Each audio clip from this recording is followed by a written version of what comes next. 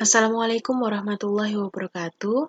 Perkenalkan, saya Auralia Ulfajia Duvina dengan NIM E972-18060 sebagai mahasiswi jurusan Tasawuf dan Psikoterapi UIN Sunan Ampel, Surabaya. Di sini saya akan menjelaskan mengenai Tarekat Tijaniyah, di mana guna untuk memenuhi tugas UTS mata kuliah Tarekat Muktabaroh 2 yang diampu oleh Bapak Saifullah Yazid. Sebelum memasuki pembahasan mengenai Tarekat Tijaniyah, saya akan sekilas membahas mengenai pengertian tarekat. Apa sih tarekat itu? Secara etimologi, tarekat itu berasal dari bahasa Arab, yaitu torikoh, yang diartikan sebagai jalan atau cara. Selain itu, tarekat juga memiliki arti lain, yaitu diartikan sebagai uslub, yang artinya metode atau sistem, madhab, yaitu aliran atau haluan, hallah, yaitu keadaan. Maka, dari beberapa artian tersebut, itu membentuk dua makna mengenai apa sih itu tarekat, yaitu yang pertama sebagai sebuah metode bagi ilmu jiwa akhlak yang mengatur para suluk, para penempuh jalan menuju Allah Ta'ala yang dilakukan secara individu, dan yang kedua yaitu kumpulan sistem pelatihan ruh yang berjalan sebagai persahabatan pada kelompok-kelompok persaudaraan Islam. Menurut Abu Bakar Aceh mengenai tarekat, yaitu tarekat adalah sebuah jalan, petunjuk dalam melakukan suatu ibadah yang sesuai dengan syariat yang telah dicontohkan oleh Nabi dan dikerjakan para sahabat hingga tabi'in, yang kemudian ilmu tersebut turun-temurun sampai kepada guru-gurunya hingga memiliki sanad yang sambung. Istilah tarekat dalam ilmu tasawuf ini memiliki dua makna. Yang pertama yaitu cara pendidikan akhlak dan jiwa bagi mereka yang menempuh hidup sufi. Definisi ini lebih bersifat teoritis karena dianggap sebagai tarekat ini merupakan pedoman untuk memperdalam ilmu syariat untuk memperdalam syariat sampai pada hakikatnya dengan melalui tingkat pendidikan-pendidikan tertentu yang biasa disebut dengan makomat ataupun ahwal. Yang kedua yaitu tarekat merupakan suatu kelompok menurut aturan dan perjanjian tertentu. Kelompok-kelompok ini tuh fokus pada praktik-praktik keagamaan seperti ibadah lebih ditekankan, kemudian zikir secara kolektif yang diikat oleh aturan-aturan tertentu yang aktivitasnya bersifat duniawi dan ukhrawi.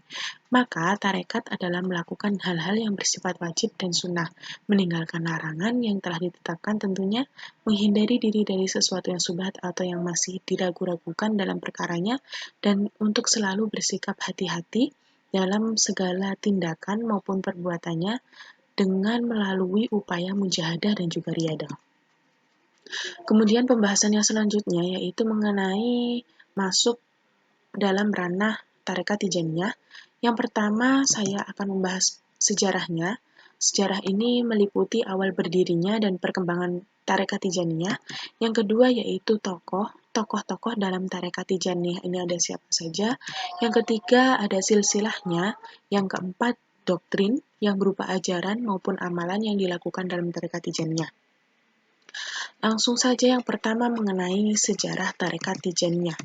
Sejarah tarekat Tijaniyah ini berdiri karena secara historis itu tidak terlepas dari sang pendirinya yang pertama yaitu Syekh Ahmad Tijani yang merupakan ulama besar pada masanya. Syekh Ahmad Tijani yang memiliki nama lengkap Abu Al-Abbas bin Muhammad bin Mukhtar At-Tijani, yakni lahir pada hari Kamis tanggal 13 Safar tahun 1150 Hijriah di Ain Madi, yaitu sebuah desa yang berada di Maghrib Al-Aqsa, Maroko. Ibu dari Syekh Tijani ini merupakan wanita yang memiliki keturunan ras kulit hitam yang bernama Sayyidah Aisyah binti Abdullah As-Sanusi At-Tijani. Sementara ayahnya yaitu Muhammad bin Mukhtar, yaitu seorang alim dan merupakan keturunan yang ke-22 dari Nabi Muhammad SAW. Secara genealogis atau keturunannya, Syekh Tijani ini memiliki nasab sampai Rasulullah SAW. Silsilah lengkapnya yaitu dari Abu Al-Abbas Ahmad ibnu Muhammad ibnu Mukhtar ibnu Ahmad ibnu Muhammad ibnu Salam ibnu Abi Al-Bid ibnu Salim ibnu Ahmad Al-Alawi ibnu Ali ibnu Abdullah ibnu Abbas ibnu Abdul Jabbar ibnu Idris ibnu Ishaq ibnu Zainal Abidin ibnu Ahmad ibnu Muhammad An-Nafs Az-Zakaria Ibnu Abdullah Al-Kamil Ibnu Hasan Al-Musanna Ibnu Hasan Al-Sibti Ibnu Ali Ibnu Abi Thalib dari Sayyidah Fatimah Az-Zahra putri Rasulullah Shallallahu Alaihi Wasallam.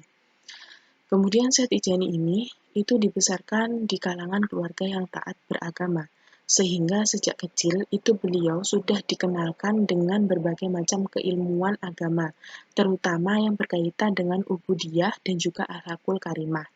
Syed Ijani juga memiliki keistimewaan, yaitu seperti ketika berusia 7 tahun yang masih tergolong sangat belia, beliau sudah memiliki kemampuan untuk menghafal Al-Quran dalam qiraat Imam Nafi yang baik dalam bimbingan gurunya yang bernama Sayyid Muhammad bin Hamawi At-Tijani, yaitu seorang yang alim dan terkenal kesolehan dan kewaliannya. Kemudian ketika menginjak umur 16 tahun, Syekh Tijani ini aktif dalam aktivitas keilmuannya, yaitu mengajar, menulis, dan juga memberi fatwa. Pada tahun 1171 Hijriah atau sekitar umur 20 tahunan, Syekh Tijani ini sudah mulai merambah ke dunia tasawuf. Beliau sudah mulai tertarik akan dunia tasawuf, sehingga Syekh Tijani ini akan berhijrah dari kotanya, di mana dia itu masuk dalam dunia tasawuf berdasarkan pemikiran dan juga pengetahuan yang dikehendakinya dan kemudian memantapkannya. Ketertarikan Syekh Tijani ini terhadap tasawuf itu membuat beliau hijrah dari kotanya untuk mencari wali besar ataupun syekh tasawuf. Pada usia 21 tahun, Syekh Tijani ini sudah bergaul dengan para sufi, dan ketika usia 31 tahun, Syekh Tijani ini mulai mengamalkan ilmu-ilmu kesufian dan juga kewalian. Sejak usia 46 tahun, menginjak usianya 46 tahun, ia menenggelamkan diri dalam amalan-amalan para wali dengan mengunjungi para wali besar di berbagai negara seperti Tunisia, Mesir, Mekah, Madinah, Maroko, di kota Fes, dan mengunjungi Abi Samhun, kunjungan yang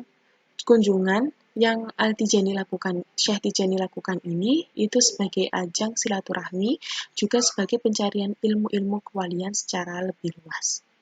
Kemudian, ia mendapatkan derajat kewaliannya yang sangat tinggi.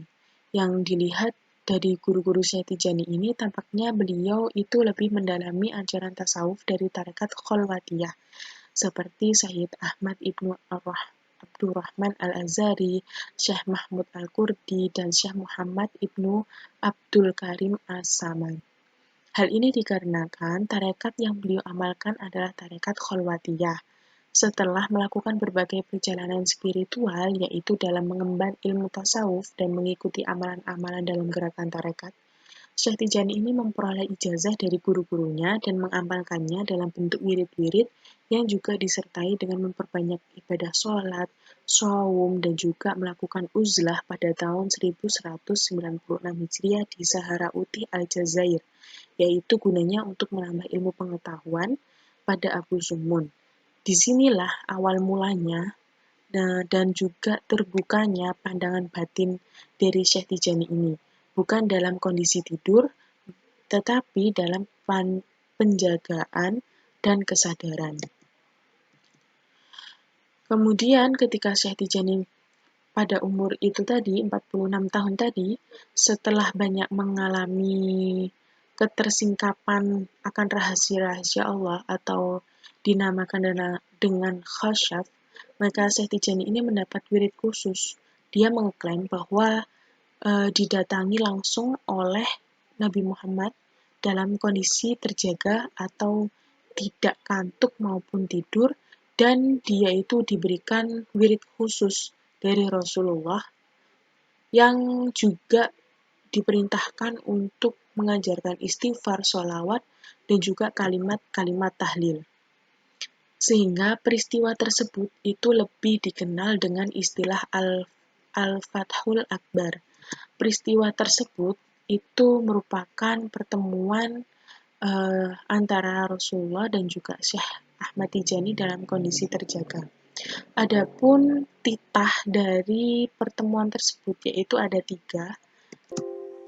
Yang pertama yaitu diperintahkannya untuk meninggalkan semua wirid-wirid dan juga zikir yang diamalkan oleh Syekh Tijani pada waktu itu. Yang kedua yaitu ditalkin wirid istighfar sebanyak 100 kali, sholawat sebanyak 100 kali, dan juga kalimat la ilaha illallah sebanyak 100 kali.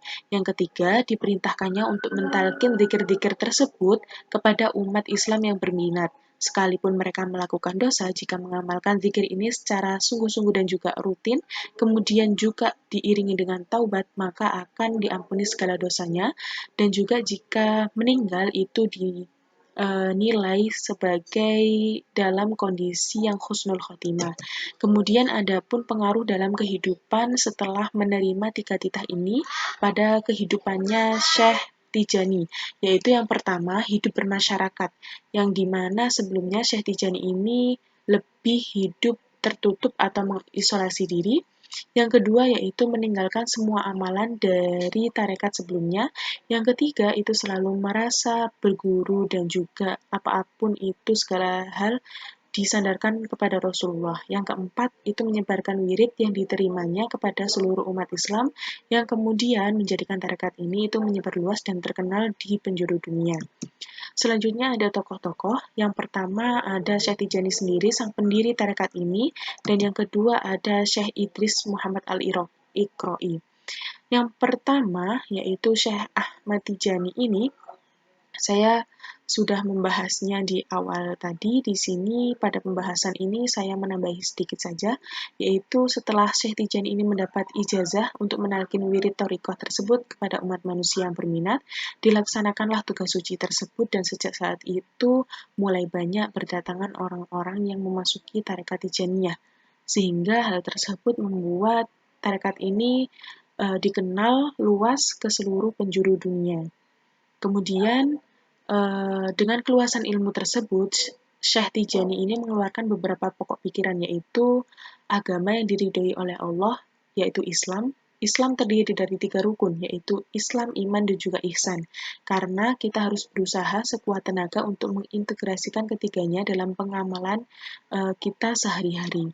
Kemudian pada tanggal 12 Syawal, ada juga yang mengatakan tanggal 17 Syawal, Syekh Tijani ini wafat di kota Fes, Maroko pada usia 80 tahun. Selanjutnya ada Syekh Idris Al-Iraqi. Nama lengkap Syekh Idris bin Muhammad Al-Iraqi ini lahir di Fes, Maroko juga pada tahun 1337 Hijriah, yang adalah seorang imam tarekat Tijaniyah yang sekarang. Kemudian beliau itu juga dibimbing oleh kedua orang tuanya dalam suasana keluarga yang islami. Kemudian beliau juga memiliki berbagai keilmuan yang banyak dari segi ilmu pengetahuan umum maupun agama. Dalam masalah tarekat, ia mengambil tarekat Tijaniyah pada tahun 1353 Hijriah pada Al-Muqaddim Al-Barokah An-Nafail Sayyidi Thayyib bin Ahmad bin Thayyib Al-Wazagiri yang terkenal dengan sebutan Imam Ash-Shufani. Kemudian, sebagai seorang penganut Tijani, Syekh Idris ini memiliki banyak ijazah dari Tijaniyah, lebih dari 50 buah. Selanjutnya, sebagai seorang sufi, beliau ini memiliki beberapa buah pikiran, yaitu yang pertama mengenai iman. Iman merupakan benteng keselamatan serta keamanan bagi seseorang, dan jika manisnya iman itu telah masuk dalam diri seseorang, maka iman tadi akan mengeluarkan suatu keindahan yang memancat dalam dirinya. Yang kedua yaitu Islam. Islam adalah menjaga kaidah-kaidah yang telah ditetapkan oleh Rasulullah. Yang ketiga yaitu ihsan. Ihsan ini memiliki 3 tingkatan, yaitu muraqabah, musyahadah, dan fana. Kemudian ketaatan kepada muqaddam ini harus bagi para pengikut selama muqaddam ini sesuai dengan jalur Al-Quran dan juga Sunnah.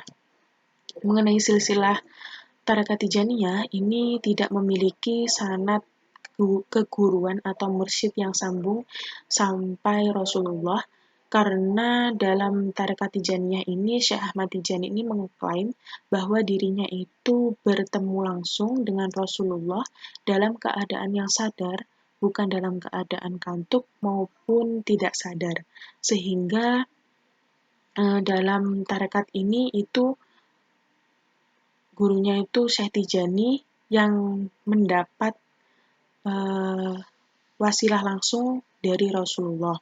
Namun untuk silsilah kekeluargaan, Syekh Tijani ini, sang pendiri tarekat ini itu memiliki sanad yang sambung hingga Rasulullah. Kemudian pembahasan selanjutnya mengenai ajaran tarekat Tijaniyah.